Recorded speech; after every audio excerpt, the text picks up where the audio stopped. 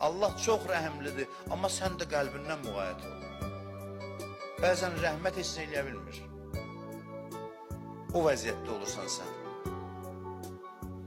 Ona görə bizə təkid edirlər ki, ürəyinizlə məşğul olun, qəlbinizi təmizləyin.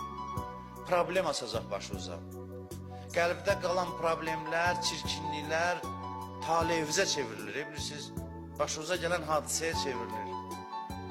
Qəlbiniz xarab edir, dünya və axirətinizi. Bu qəlb çalxalanmalıdır. Allah ilk gündən, İslam gələn gündən Həzrəti Əlinin vasitəsilə qəlbləri çalxaladı. Bu ilə başladı. Bu ilə başladı.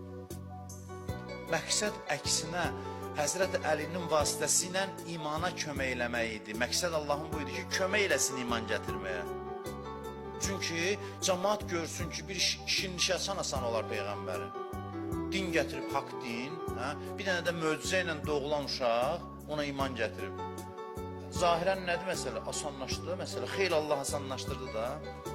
Gözümüzün qabağında Allah Kəbəni yarıb bunu dünyaya gətiribsə, bu qeyri-adi adamdır. Peyğəmbər də gözümüzün qabağında, bu da əlavət bir təsdiqdir də Peyğəmbər üçün. Elə deyil.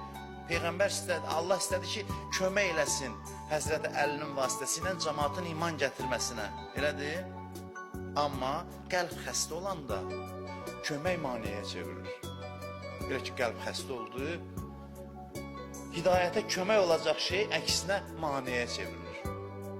Maneəyə çevrilir.